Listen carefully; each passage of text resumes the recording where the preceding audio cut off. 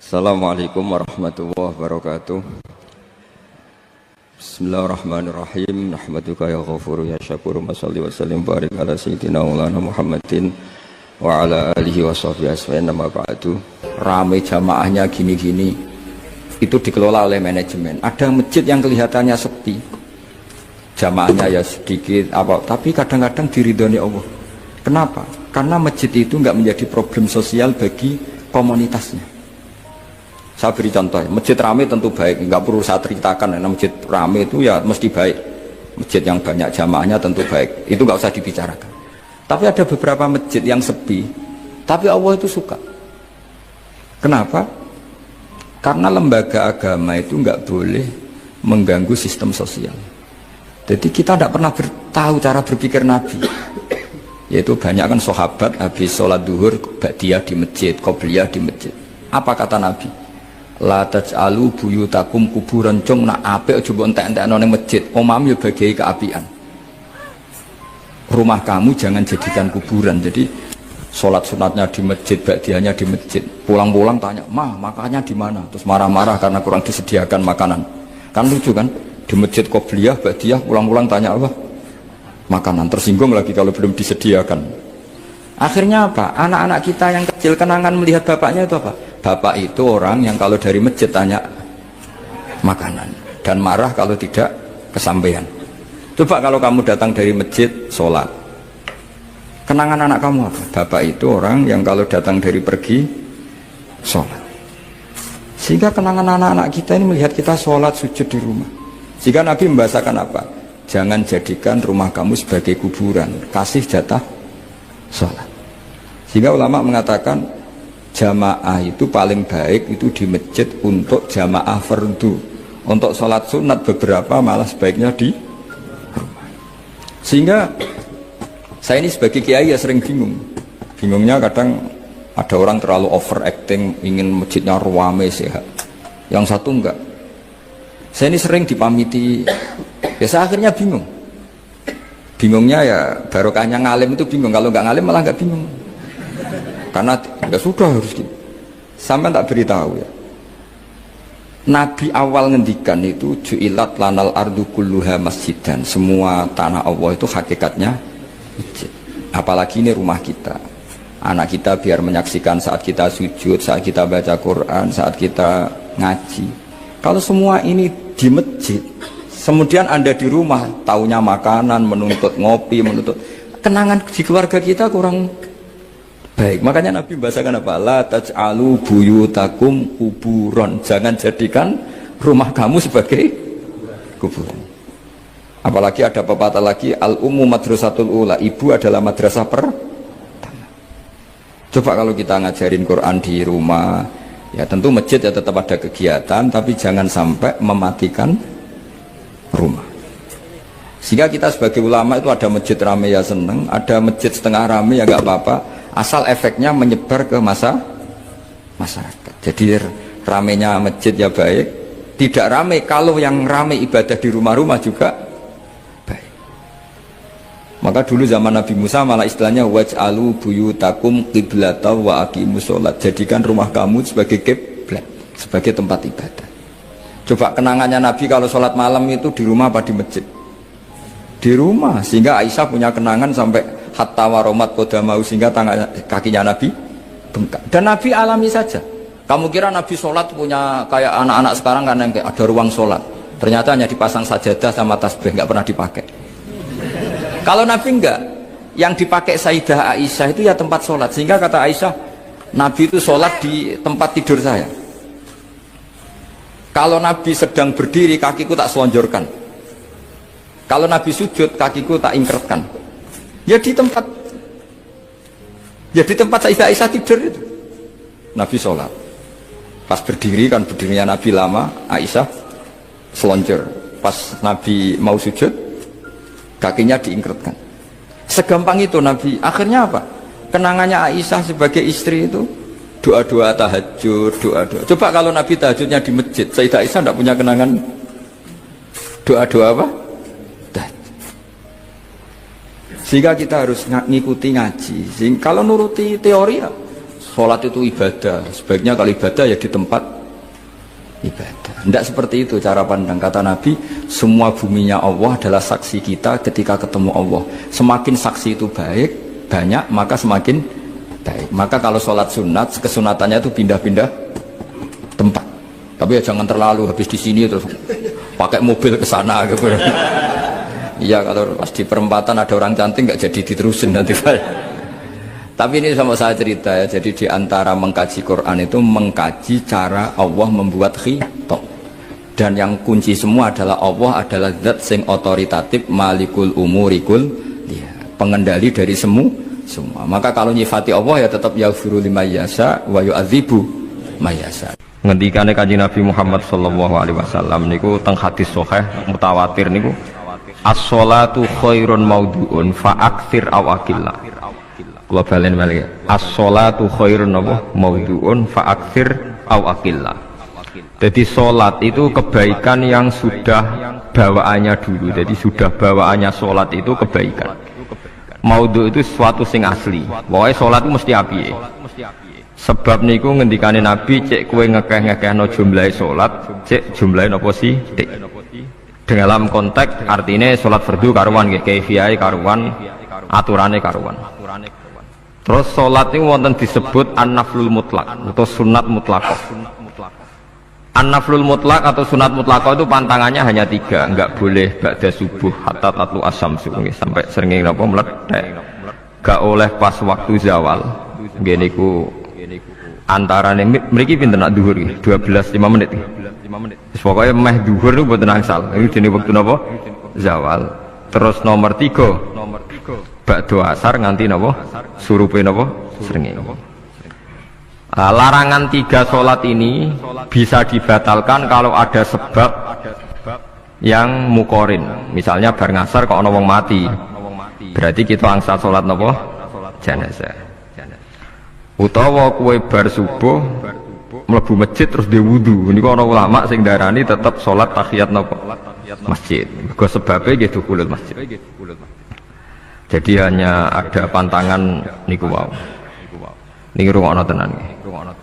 Nah terus yang menjadi kontroversi mulai zaman ulama ngantos sakmangke itu kaifiyah kados traweh.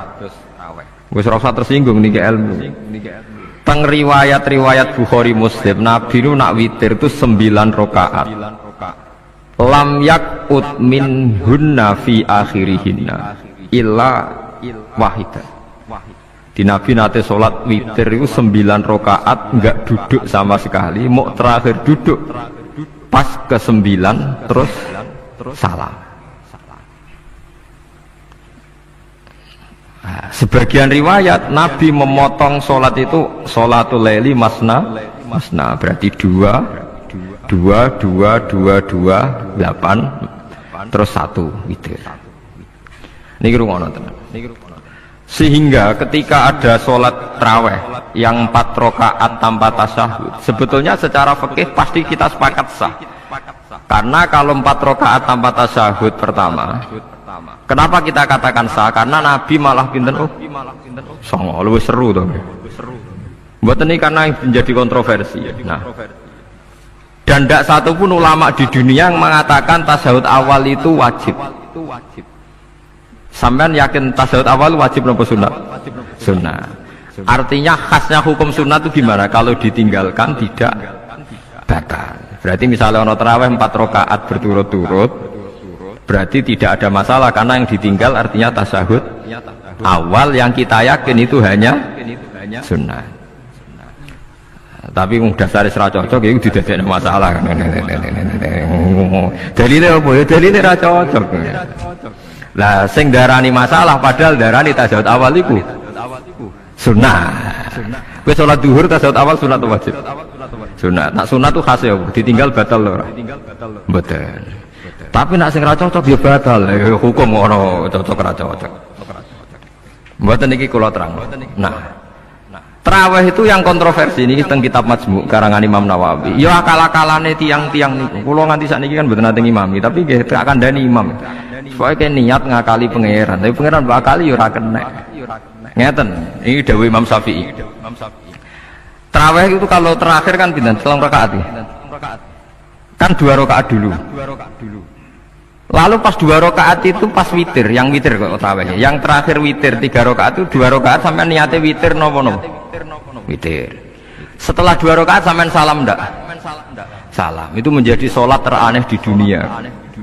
Karena kue muni witir tapi jumlahnya 2. Nah, itu sholat teraneh nopo di dunia. Terus sampean mendingin, mboten Gus maksud kula niku telu tapi lurus sih. Berarti kayak kudu nerangno pangeran, kudu kamu pangeran kayak penjelasan. Gusti ini 2 sementara loh, nanti ada. Karena jika Tuhan tidak kamu kasih penjelasan, akan aneh kan disebut witir, tapi rokaatnya 2. Maka kamu harus niatnya Gusti ini cicilan witir. Nah, sehingga jangan kira engkau 2, tapi ini nanti 3. Nah, itu makanya setiap bilalnya atau matinya kan solu sunnatan rokataini minal witri. Jadi diumumkan sholatlah 2 rakaat tapi yang 1 paket dengan cicilan witir. Lah itu lucu. Karena Anda sekali bilang itu witir berarti Anda bohong kan, nyatanya 2 rakaat. Tapi kritiknya Imam Syafi'i ini kan lucu. Imam Syafi'i yang imam kita itu mengkritik itu sholat aneh kalau begitu. Sholat itu kalau sudah salam itu dianggap sholat mustaqillah, sholat yang mandiri. Nggak bisa sholat kok berta'alluq dengan sholat setelahnya. Sholat itu kalau sudah dimulai takbir, diakhiri salam ya selesai dan menjadi sholat yang mandiri. Nggak bisa sholat yang mandiri nih. Engkau nasibku ngenteni yang satu itu. Iso sholat harus selesai yo. Selesai. Sebab itu seharusnya witir agak resiko ya orang rakaat langsung tasahud awal, engkau terus tambah sak rakaat. Kados mirip maghrib lah, mirip apa? Maghrib. Tapi itu kan masalahnya tidak populer juga. Nah itu. Akhirnya diakali wa shollu sunatan minal witri nggih. Mriki ono minal witri kan? Itu kalau diterjemahkan salatlah kalian paket witir tapi ganjil sih, paket witir tapi gendep sih, tapi sementara Gusti tapi kan kita bingung itu cara pangeran juga bingung tenan ngadepi. Nah, makanya itu nak cara kula ya ora usah dijerok-jerokno pokoke ngene iku. Ya dadi barang keliru kadang ya muga-muga sepuro pangeran ya ora usah ngono. Jadi nak salat ya nak cara Sayyidina Utsman itu memang beliau bilang 2 rakaat itu berdiri sendiri karena salat itu setiap 2 rakaat selesai. Setelah salam itu selesai. Nanti yang witir ya 1 witir. Makanya 2 itu rasa ana witir-witiran cara Sayyidina Utsman. Muga Nabi dawuh wa autir bi wahidatin. Kemudian salat-salat Anda yang 2 itu ditutup witir. Berarti ya yang salat kedua ya sholli sunatan ya biasa saja nafal mutlak. Enggak usah nyinggung-nyinggung napa? Witir. Nggih. Loh ini penting sekali karena nyatanya ada witir kan? Nyatanya tidak nopo witir. Lah nanti yang 1 terakhir witir. Ya tapi adatnya ngoten iki. Jadi ini perlu sampean ketahui, sholat itu memang banyak masalah di secara fikihnya. Karena tadi kalau sampean niat witir, setiap sudah salam itu kan berarti selesai dan berdiri sendiri. Lah kok suwe-suwe nak rakaat sing terakhir batal lah berarti sing ngarepe melok batal. Mergo sak paket koyo capres mbek napa? Cawapres. Ya ora iso salat kok ono. Nah itu paham ya. Terus niku kaifiah. Di sampean memang akal-akalan tegene witir pun bener solu sunnatam minal witri rakaataini. Jadi niku rontok bener ya rontok ngawur. Ngawurnya itu tadi wong salat iku mustaqillah setelah ditutup salam selesai kok bergantung. Hanya nasib 2 ini kan bergantung setelahnya kan? Mana ada sholat kok sudah ditutup berkaitan. Mulane kula niku nak witir ya ora tau tak niati witir. Mun kula ora cocok mbek pengumuman niku ora pati cocok. Tapi kan kula makmum. Ora malek dihisab kan cara salah ya. Usolli sunatan anut imam teng ati kula pun supaya nah ame salah ya malah salah, nak bener ki melok napa? Bener. Tepak-tepakan ngoten mawon. Jadi kalau ini wong alim fikih tapi paling tersiksa kok kalah mbek adat, kalah mbek napa adat. Nentang adat ora apik. Jare Nabi kono umume wong ya melok umume wong. Nek wong pintu ya melok napa? Pintu. Nah itu ngintikan Imam Syafi'i, harusnya punya rasa malu orang yang mengatur sholat sedemikian rupa. Sebetulnya sholat itu niatem salah lah, keliru lawung sholat itu wis apik, ora usah detail-detail napa niat. Lalu dari Imam Syafi'i kowe mlebu masjid niat duha ya untuk tahiyat masjid, niat tahiyat masjid nek waktu duha ya untuk duha. Karena wis barang apik, wis piye-piye tetep apik. Ngono, dadi ora usah ribet-ribet niat ngono bae, wong barang apik. Paham ya? Tapi kan sederhana kan sebenarnya kita tidak perlu bulat, tidak perlu apa? Bulat. Paham ya? Terus ini penting. Nah, terus yang ketiga masalah kesunatan jamaah dan tidak. Ini kalau terang detail. Menurut hukum fikih, tahajud itu jelas gak disunatkan jamaah. Witir juga gak disunatkan jamaah.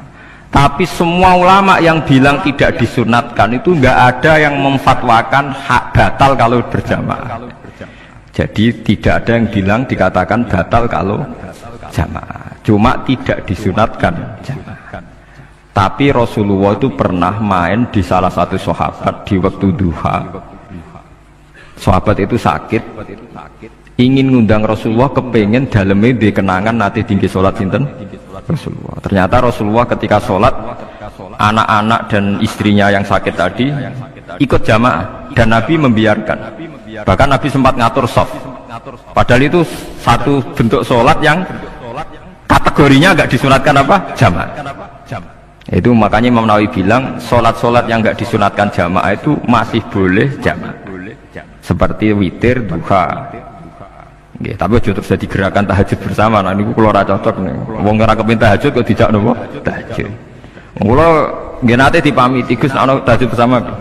Cangkem ora usah. Wong sing ngeloni bojone yo lagi ibadah, bocah ibadah sing ora enak ngono lho. Mergo jare Nabi wis jelas wa fi buti ahadikum sedekah. Tadi kowe iku malah lucu. Wis ibadah kok bocah apa? Ibadah. Jadi sing ngeloni, lho ngeloni ra kudu ngeloni bojo, ngeloni anak iku ya napa? Ibadah. Takokno ruhen. Nak ngeloni bojo gak di masa depan ngeloni apa? Anak. Ngeloni anak nggih napa? Ibadah. Ning omah jaga anak bojo timbang dhewean nggih napa? Ibadah. Mulane kula nu rapati cocok nek ana tahajud bersama oleh tapi aja dadi gerakan. Nak sing pun nglampahi nggih monggo, sing umate seneng nggih monggo, itu tetap baik. Tapi baiknya bergantung sejauh mana ini tidak dimasalkan. Sekali dimasalkan tetap tidak napa baik. Karena nanti punya akibat yang sedang baik diajak baik yang lain, dari baik nikmat menjadi baik gremeng, itulah itu perkara kan. Hanya orang kan sepakat kan nak ngumpuli bojo ibadah, kabeh ulama sepakat kan. Dan itu penggemarnya banyak.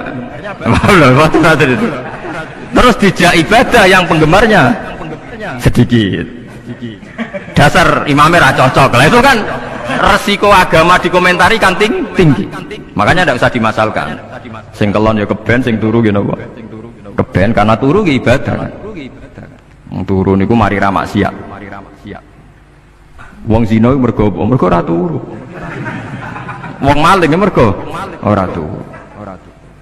Wong ngrasani wong mergo ora turu. Mulane kula nate cerita teng ngaji niki ana ulama wali. Saking seneng ibadah nganti janggal. Ana gak wali sing makome kaya aku. Dituduhno wali sing saurip-uripe kok turu kecuali salat fardu. Yaiku wali sing setingkat kuwi. Mboten trimo Gusti tapi niku kok turah turu ya takokno sesuk. Kena apa kok turah? Jebule tak takoki kena apa jenengan turah turu. Ya wong turu ora iso maksiat. Tapi nak kue poso tahajud jenenge wong melek tepatine nduk ndi-ndi tetep paling selamat ku apa turu. Akhirnya ngakoni jebule alim kue lah ya dadi turu iku iso dadi wali. Ke wong turu ora ngarah zina, ora ngarah maling, ora ngarah ngrasani wong. Dadi mulane akeh wali sing berangkat saka napa turu. Mulane Ashabul Kahfi ku wali sing kramate ku turu suwi. Mergo turu iku nak tepak.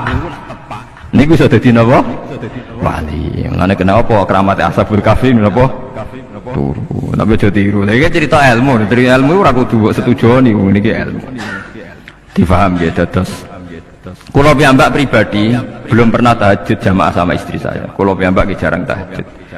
Tapi memang saya beritahu kalau sholat-sholat yang kesunatannya itu tidak jamaah, sebaiknya jangan dipaksakan jamaah. Karena kadang fadilahnya disirron. Kalau baleni malih seperti sedekah. Kalau zakat wajib itu sebaiknya diumumkan supaya orang tahu bahwa dia sudah melakukan kewajiban. Tapi kalau zakat tidak wajib, sebaiknya sirron, sebaiknya rahasia. Begitu juga sholat jamaah itu kenapa baik di sholat fardu? Karena kalau yang tidak jamaah kan dikira dia tidak sholat, makanya kesunatannya sholat fardu jamaah.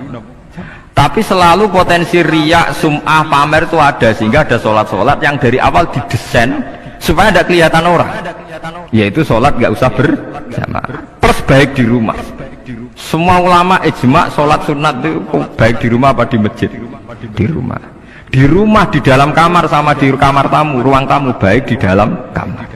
Bahkan Nabi nyebut sholat fiko ibaitiha, di kamar paling dalam. Nah, bagaimana mungkin sholat yang sudah didesain sirron begini, misalnya kayak tahajud, disunatno bengi-bengi ben ra wong roh, disunatno ning jero kamar ben wong ra roh. Jebule jamaah kan jadi aneh kan. Tapi kan nentang ya goblok, barang apa kok mbok tentang. Ya tapi kowe tenanan ya goblok kok ora sunah Nabi ku, Pak. Mulane aku ora takok itu yang jenengan takok kok ngubang bul. Makanya aku wong alim dadi bingung. Bingunge iku mergo akeh ilmune ora kok koyo bingungem.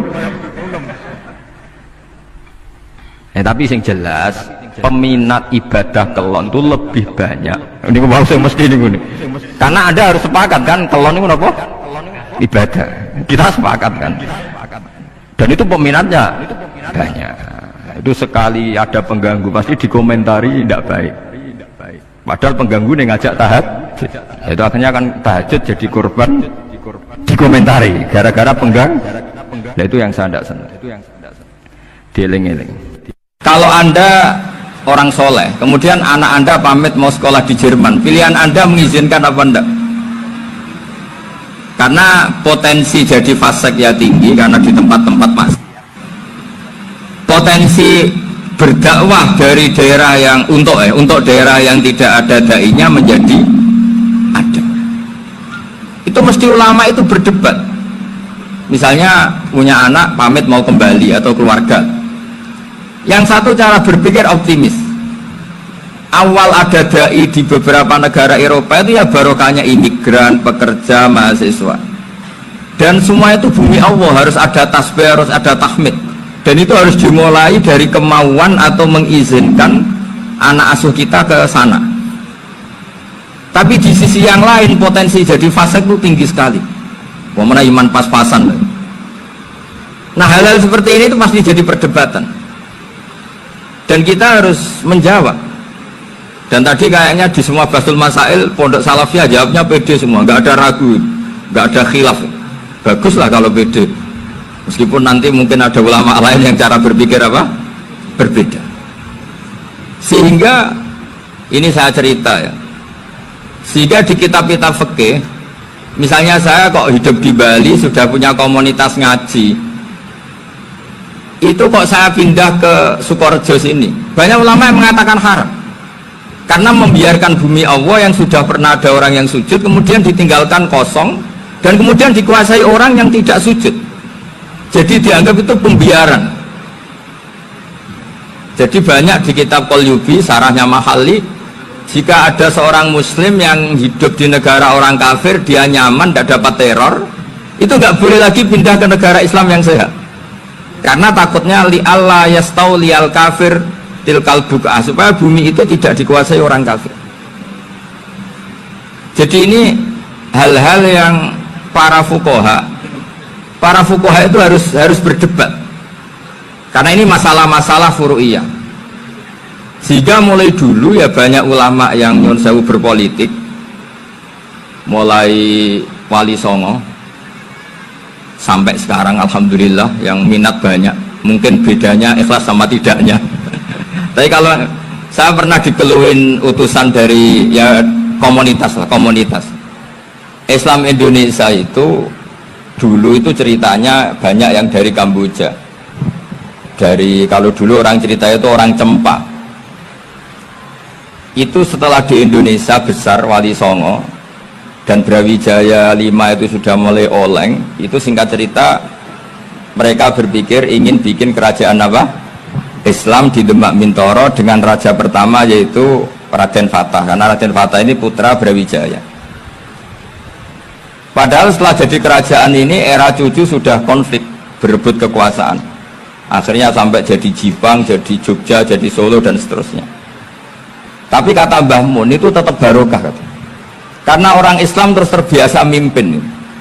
Sekeliru-keliru sidik, semoga orang Islam biasa mimpin.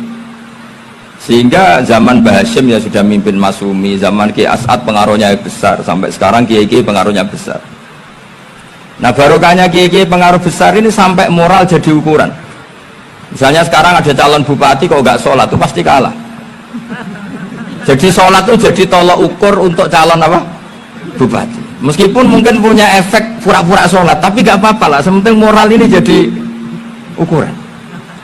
Sementara yang di Thailand, di Patani, itu karena dulu pelajarannya tasawuf, itu orang nggak ambisi mimpin dunia. Tahu-tahu dipimpin. Dan akhirnya nyuwun sewu ya saage Islam-Islam yang dulu terlalu tasawuf karena nggak punya pengalaman memimpin. Akhirnya lazimnya konsekuensinya hanya dipimpin. Tapi Islam Indonesia beda. Karena kulino mimpin itu akhirnya dari orang Islam biasa menjadi Islam yang sholat sampai Islam yang bisa ngaji itu bisa mimpin negara. Tentu yang paling populer dimulai Gus Dur. Jadi ini sesuatu yang barokahnya istihad para kiai. Sementing Islam kulino mimpin. Jika di Indonesia itu barokahnya itu kebaikan itu jadi tolok ukur. Ada orang kok terkenal koruptor atau terkenal nyuwun sewu selingkuh atau terkenal apa itu pasti tidak jadi. Karena moral itu menjadi tolok ukur. Dan itu adalah politik para kiai. Jadi ini saya cerita dan itu negara juga akhirnya untung karena seleksi agama sama negara itu sama-sama kiai ya bilang negara harus dipimpin orang soleh, negara juga bilang seperti itu. Nah, ketokohan-ketokohan para beliau-beliau ini yang maulah bekerja sama dengan Umarok. Kita tahu dulu Pak Harto ya rawuh ke sini ketika Muktamar 84, rawuh ke Ki As'ad, ketika mau kembali ke Khittah juga dirembuk oleh ulama dan Umarok. Dan akhirnya ini menjadi negara yang alhamdulillah semoga selalu menuju baldatun thayyibatu wa rabbun ghafur.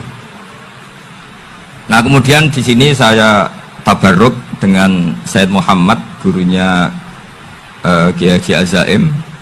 Saya mau cerita tentang amaliyah tadi. Saya sebetulnya nggak niat bacakan bab itu, gara-gara ada khataman jumlahnya banyak saya jadi pusing. Ini panitia tanya, khatam betul apa enggak? Iya Gus, khatam betul. Tapi kayaknya saya tidak yakin itu. Karena saya ini kan dari pondok tahfidz itu. Biasanya anak khataman itu ya rodok bodoni itu. Wes dibaca buanter sing nyemak ya mau ndelok pojoke tok. Mergo kebanteren. Nah, akhirnya lafat-lafat yang di tengah itu enggak di apa? Baca. Tapi ya semoga dimaafkan Allah lah. Yang jelas itu enggak.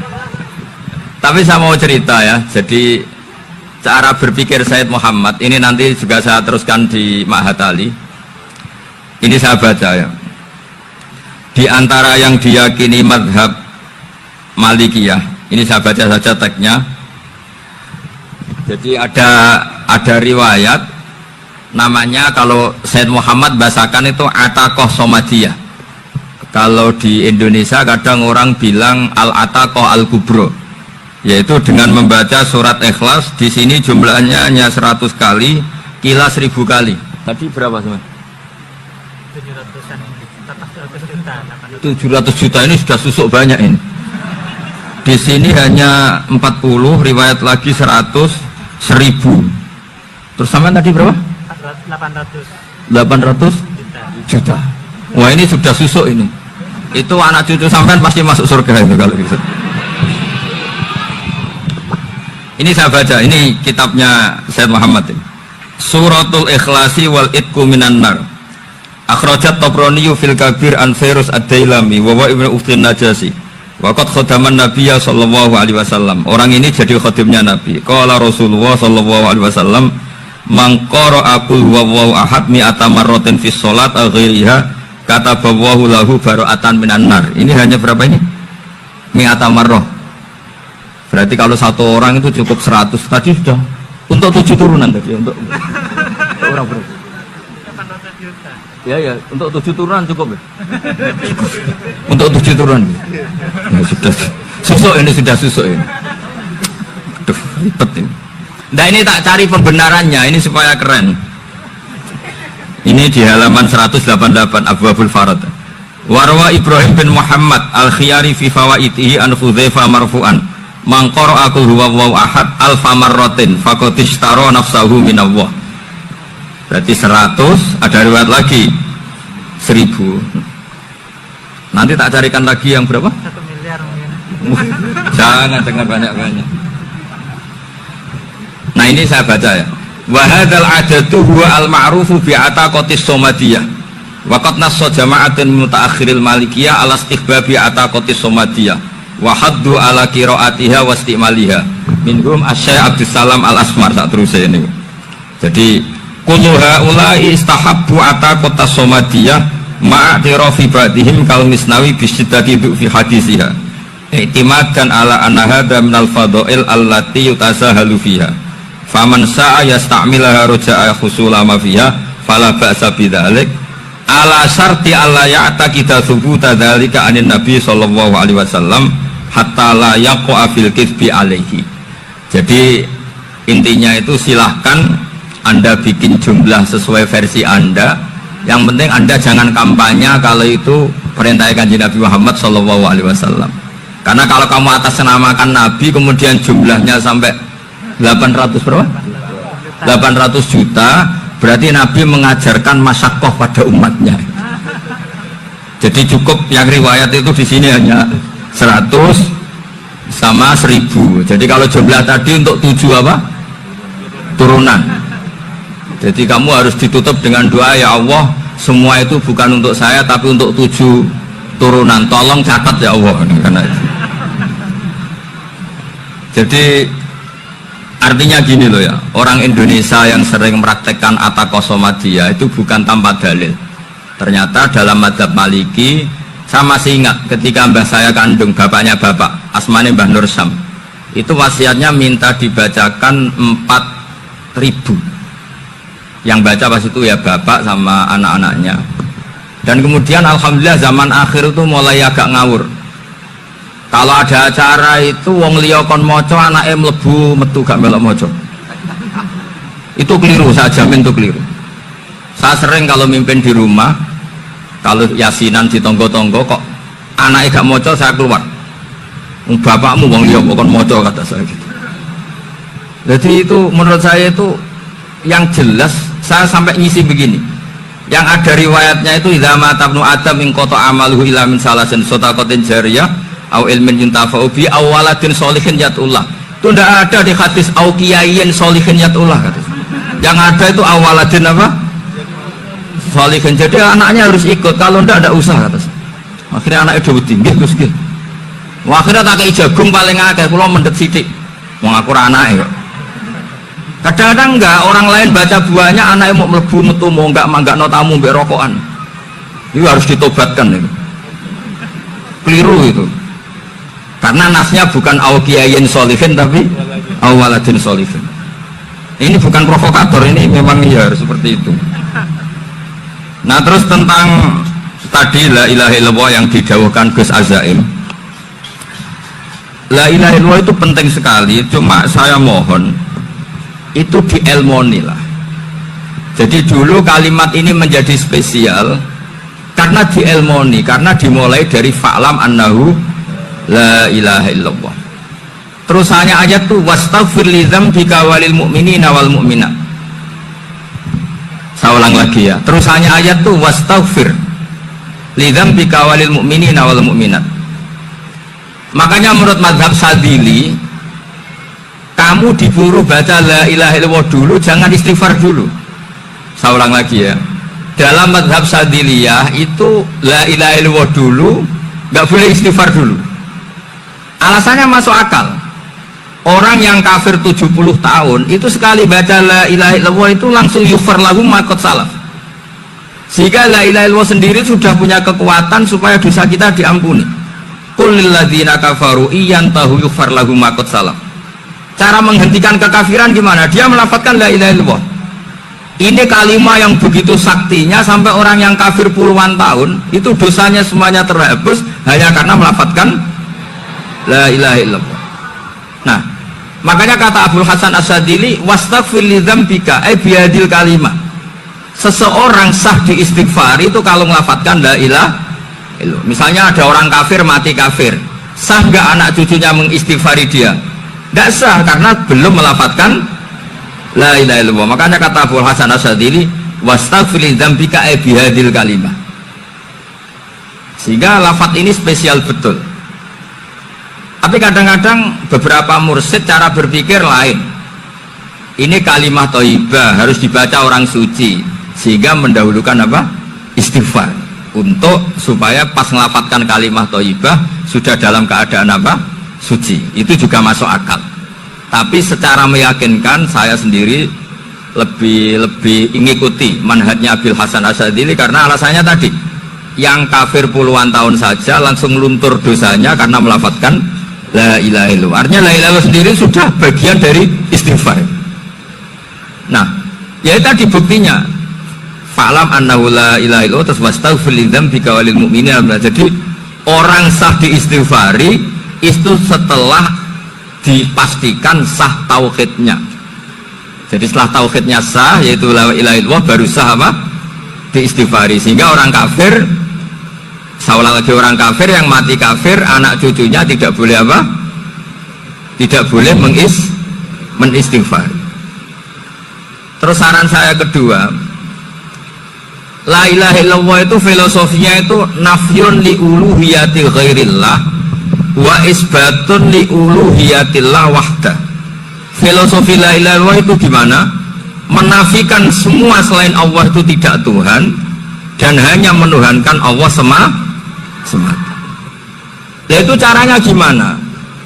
Caranya kita harus terbiasa ini, karena tadi saya dibilangin panitia ini rata-rata mustameknya atau mustamiatnya ini santri. Caranya gimana? Dilatih pakai logika. Saya berkali-kali cerita kalau ngaji, saya sekaligus kampanye. Allah itu Tuhan yang begitu fair. Untuk menjadi Tuhan, Allah mempersilahkan, ada kualifikasi Tuhan. Assalamualaikum warahmatullahi wabarakatuh. Mulane ngaji, mbek wong alim urip, aja ngaji mbek wong mati.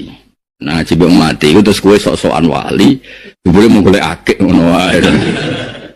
Ci mbek wong urip. Soal ana wali-wali mitos dulang mau mati urusane wali ora urusan, paham nggih. Urusane ngaji mbek wong urip ngene iki, engko nek entuk ya didol, nek kepayon ya alhamdulillah. Wong donya iki apa? Donya ya kudu entuk wong apa? Hafid yo payu. Mubalek yo payu, perdukunan yo payu. Ya enak ning dunya ku enak, pangeran cek apiane. Opo didol kena ning Allah karim. Kuwi nak tahajud itu munajat mek pengen Gusti jenengan cek apiane. Agama barang sakral jenengan dol jenengan barno mawon sing ketol. Cara aku dadi malaikat azab ha. Wah. Mulane ra dadi perkara mangkel tenan cara kula. Oh, boleh didol. Lho jin ngono lho perdukunan jin. Kedua didol iso. Mriki ono sing jaga. Kula nate wawancara mbek tukang jebul. Niku piye? Iso nerangno, Den. Wah seruat wae dunyaku. Iya iso didol gitu. Budal iso ya, budal. Kontrak ya. Oh iso kabeh dunya. Agama ya kena ya, padha kena kabeh kena. Subhanallah. Repot. Ya, saiki jin balenan. Dadi nak ngono sama iku ya ora mesti maknane sing koyo diceritakno mau kiye desa sing kriyat-kriyat. Tok ya. Nah, itu paling angel yang ulumul Quran. Apakah lafaz itu ismiyah, apa lafaz itu wasiyah? Nah, kita sebagai orang yang menekuni Quran, maksudnya kita itu ya kita semua lah. Kue barang juga jalalan gawa sawi. Jalalan. Lo kalau orang sering diskusi mulai nyun sewu Mbah Mun anggere diskusi tafsir ya kalian kalau anggere ngendikan tafsir seringnya. Kalau dudu tafsir itu sing aneh-aneh. Bukan apa-apa, kita sing pantes dijak bakas buatan perkara pilih-pilih murid itu buat. Misalnya bakas kue apalah mabadik, terus piye ngawitine bakas itu konti, Quran rapal, takut hadis rapal. Apa lo bojal jalut? Kan terlalu hubungannya. Sampai diskusi ilmu apa? Tafsir. Gak nyambung. Ya tak terang dong. Nah insun juga sama. Insun itu orang yang potensi lupa. Lalinan jenenge insun. Nah sekarang syaiton itu mutamarrid, syato atau syatona, ada yang bilang syatona, ada yang bilang syato. Nah syato berarti nunnya zaidah, kalau syatona berarti nunnya apa? Asli. Kullu mutamarridin sama syaitonan. Mulane bisa ngaji Jalalain iki soalnya setan kabeh. Ketika kowe mutamarid ala Allah, gugat pangeran. Kenapa Gusti ada orang lain jenengan takdir dadi kiai, dadi habib, dadi wali kula kok tetep wis melarat ora habib, wis melarat ora kiai. Penggugatan terus pada Allah jenenge setan. Nah disebut wa kadzalika ja'alna likulli nabiyyin aduan sayatinal insi wal jinni, setan manusa dhewe. Fa kullu mutamaridin 'ala Allah yusamma syaitonan. Sehingga kena muni auzubillahi minasyaitonir rajim. Asline ya auzubillahi min syarri nafsi. Lah karena mutamarid. Nah, ini disebut sayatinal insi. Tapi ketika setan itu makna isminya, dia punya nama tertentu untuk kelompok tertentu. Ya kita ini pasti tidak setan. Alhamdulillah kan. Kita ini pasti tidak setan, tapi dengan makna isminya. Tapi masalahnya kata setan tahu digo pangeran makna wasfiyah. Mesti gue mlebu. Nah, itu disebut sayatinal insi wal jinni. Setan-setan manusa lan setan-setan jin. Semangatnya apa? Setan jin itu senengane nyesatno wong. Manusa luwih nemen. Sesat-sesate dhewe ngajak-ngajak wong. Melarat-melarate dhewe ngurbano wong liya. Isane agama mau iku wis ngomongno, sing untung ndekne agama ora untung. Nah, kok untung dia mau ilmu rong ayat itu dienggo ngalor itu. Mulai nyai nganti mati ya. Mulai nyai nganti mati. Lah nek nyai ini 20 tahun. Berarti wong Islam mau dikenal ayat loro itu. Jadi bukan repot. Jadi lah itu saya nggak angel. Tidak ada penulis tafsir atau penulis tafsir kecuali bingungnya urusan-urusan ini. Ya tapi akhirnya ya orang bingungnya baru kayak wong duwe insting, duwe nurani. Ya lalu ya iso, kayak ngene iki sing ngaji-ngaji ini kan aslinya ya ndak sealim sing peneliti, tapi ya iso. Terus disimbol bahwa Islam ngkon apik ninggal elek. Ya wis iku bener. Terus aduk titik bahwa Islam ngkon apik ninggal elek. Wis gak penting, mau iki wasfiyah ta ismiyah ora penting. Gak penting. Nah saiki mau balik nih. Dhisik kata mubalak itu sakral. Mergo mubalak orang yang menyampaikan agama Allah dengan ikhlas. Ismiyah. Sehingga mubalak bisa keren nabi mubalak. Nabi ngendikan ala hal balaghtu. Aku es nyampaikno. Balighu anni walau ayah. Tapi saiki mubalak itu namanya sudah ismiyah tapi ganti generasi. Angger wong geleme mulang kok ngenteni dikei panggung. Ya, apa mulang yang ngenteni dikai panggung. Ngenteni disebut Soibul Fadilah wal Karim. Dhisik ku yo ora anggere wong kangen pangeran terus wong liya diulang, ketemu petani ning dalan yo diulang, ketemu wong melarat ning dalan yo diulang sak kecekel. Saiki apa mulang yang ngenteni yo gak ono panggung. Panggung ora pas gremeng. Son sita merah pas yo gremeng. MC ini salah nyebut Soibul Musibah ngamuk. Enggak misalnya MC ini Rahmat Ayu kan geremeng enggak misalnya. Tak menarik, membaliknya kelakuan ini. Jadi itu ada pergeseran nama. Itu waktu tunggale koyok Rien Salafi. Kalau jek emot pondok-pondok kita itu bangga disebut as-Salafi. Nah saya ini kiai-kiai mau merisak, oh Salafi mantul. Mereka maknanya sudah pergeser. Isi al-ma'had as-Salafi yo keren. Lagi mau di Salafi yo. Haula itu napa? Ya Allah rasa diterang pokoke haula itu. Rasa diterus. Nah, itu yang repot. Lah kita ini kan meneliti ya, mulane kula sering diceritani Bapak. Sok kowe ngalami zaman sing ora kaya zamanku itu berkali-kali. Mungkin sampai cara bahasa kasarnya nganti bosen. Mulai kula latihan kiai sampai ustaz kiai yang paling sering sok kowe ngalami zaman sing ora kaya zaman. Justru itu Bapak dorong saya tidak harus sepersis beliau. Tapi kadang-kadang wong awam itu fanatik. Putrane yai kudu koyo Mbah Mun, putrane Mbah Arwani kudu koyo Mbah Arwani. Padahal beliau malah yang pesen kowe iku ngadepi zaman sing ora kaya zamanku. Mulane kowe ya aja kaya aku. Semangatnya sama, tentu al-maksudul agam sama-sama ngulang umat Kanjeng Nabi. Tapi tetap modelnya kan beda. wong zaman. Welah misalnya wis ngene iki lho sing seneng kula. Dhisik wong seneng kiai ya go kula, lan dhisik istilah wah kiai gulane akeh. Waduh dhisik ku kabar kiai iki selek wong kula. Oh pidato pakai gula gremeng gak kira-kira. Katane gula. Apa? Katane gula. Oh iya. Mesti gremeng.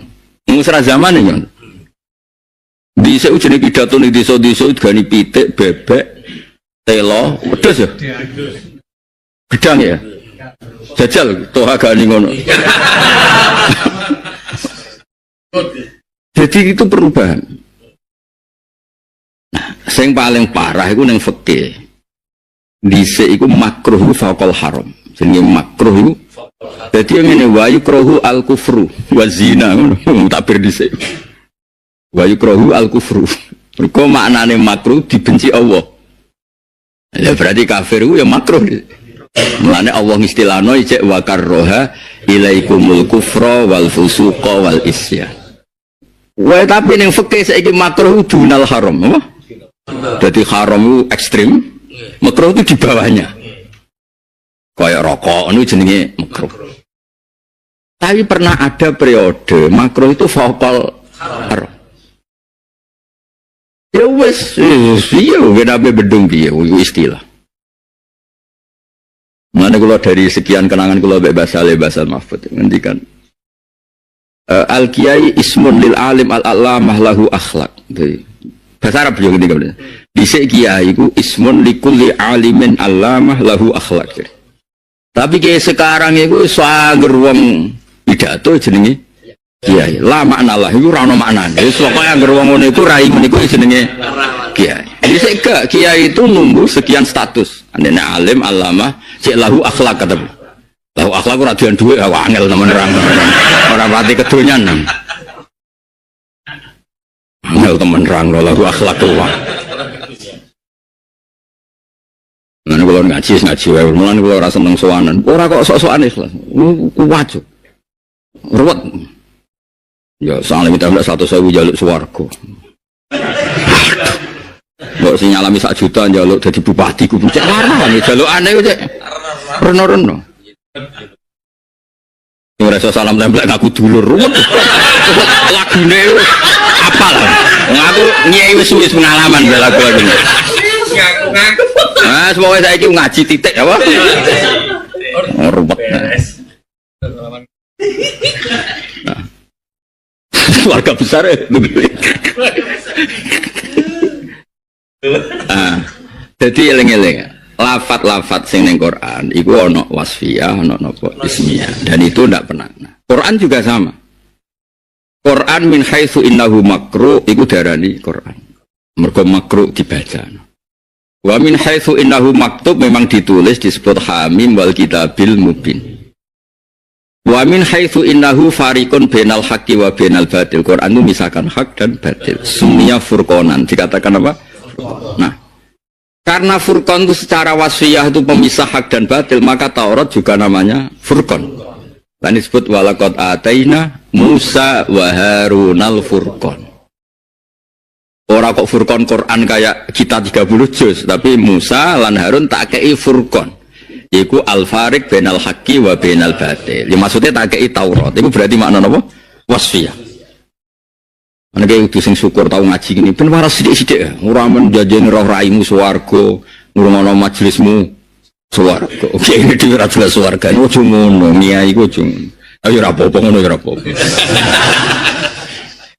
Mergo lah itu yang jadi kula nerangno detail sekaligus nekan. Wong sing nekuni Quran ora usah kecangkeman. Ngaji Quran iku angel. Kita kudu apal kuwait. Kula nganti sakniki sampai lali bu khatam ibu maca kuwait asase Said Muhammad tentang ulumul Quran. Saya maca Itqan, maca Al-Burhan. Saya gada kenangan panjang dari Mbah Mun, dari bapak, dari orang-orang ahli Quran. Saya kanjanan Profesor Quraisy, Pak Said Akil Munawar. Banyak teman-teman yang iku mawon koyo ejek kurang, ejek ngalami kasar. Nah gue mau gue terjemah ruwet. Tapi ya kalau yang ngergani, seneng ning Quran tak regani, tapi ora usah fatwa, seneng tok wae, ora usah fatwa. Makome makom seneng aja makom fatwa. Ya senenge kudu regani. Lah timbang kowe ya malah ya ora paham ya ora gowo terjemah, malah ape gowo apa. Ngono. Eling-eling, itu paling angel ning ulumul Quran. Nah, kamu tidak bisa terus mentang-mentang kamu suka ismiyah mesti ismiyah. Buktinya Nabi Musa Allah ngislahnu wa laqad ataina Musa wa Harun al-Furqan. Padahal kita bilang Furqan identik dengan Quran, tapi nyatanya Musa dan Harun disebut dikasih Furqan. Nah, Injil juga sama gimana Mansur? Pernah dalam sebuah hadis sahih. Ketika Allah nyifati hadhil ummah, napa hadhil ummah? Iku Allah ngendikane di antara yang dihentikannya kan Nabi Muhammad terus dipuji-puji pengiran gini-gini. Di antara umatnya dipuji be ana jiluhum fi sudurihim. Apa? Ana jiluhum fi sudurihim. Mulane umat Nabi tenan kudune aku. Kudune Ki Mansur ngapal-apal Quran. Di antara khase hadil ummah iku ana jiluhum fi sudurihim. Qur'ane iku ning atine. Iki ra niat ngenyek cerita wae. Dadi normale umat Nabi sing mendapat status resmi iku sing atine iku hafal Quran, ana Qurane. Normal, maksudnya iku bener-bener normal, iku bener normal kalau dadi umat Nabi normal. Tapi kowe kan ahli balaghah. Ya tapi kalau udah Quran Gus. Wal asri ge Quran. Dan iku kula hafal. Wes alhamdulillah wes. Tapi ngono iku tetep mukhtalaf alaih. Maksudnya sing mesti disepakati ya sing hafal 30 juz. Sesuai kali. Tapi ya ya ora usah diterusno sok ngono. Asline ngono. Asline soalnya ngono. Jadi termasuk khosiyatu hadil ummah iku ana jiluhum fi sudur. Iku pancen aneh tenan, Quran jenane.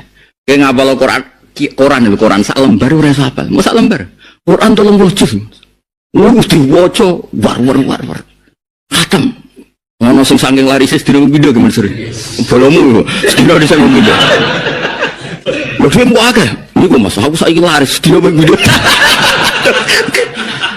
Tapi sayang Mas mung disa kabeh sithik ya. Senenge nek sing undang ngombelah. Mergo luwih apa? Akeh. Ya ono rai niku ya ono wong akeh. Ya konser yo. Ya dadi ana jiluhum. Dadi artinya fakullun minal Qur'an wa Taurat wal Injil iku iso menempati.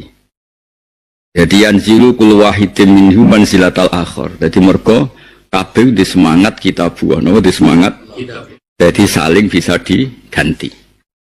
Mesti bisa diganti mergo istilah itu kadang podo-podo dengan makna al-farik, no? Al-farik. Ala balene ya. Sumya Qur'anan li annahu makruh. Wa maktuban li annahu maktub memang ditulis. Terus Quran diarani meneh disebut ayat. Bal huwa ayatum bayinatun fi sudna. Saiki jin ya ngono. Diarani jin mergo ora ketok. Angger ra ketok ya jenenge jin. Nah, mulane ana illa iblis kana minal jinni. Dadi maknane ya kana ana sapa iblis iku minal jinni setengah saking makhluk sing ora kena didelok. Aja mbok maknani jin sing ismiyah. Nah, mbok ismiyah repot illa iblis kecuali iblis padahal iblis itu master sing paling awal. Karena ana sapa iblis minal jinni turunan jin kan jadi paradok kan. Saiki jin be iblis tuwa ndi? Tuwa iblis. Iku pentingnya ngaji. Jadi kowe roh mana yang Allah ngendikan itu ismiyah, mana yang ngendikan wasfiyah. Nah kayak Tuhan mau balik, itu jelas wasfiyah. Oh yang berwong pahpo nyampe no agamane pangeran jenenge mau balik. Wasfiyah. Nama no ismiyah di sini mau balik ku wong top. Wong top us. Man balaku anillah.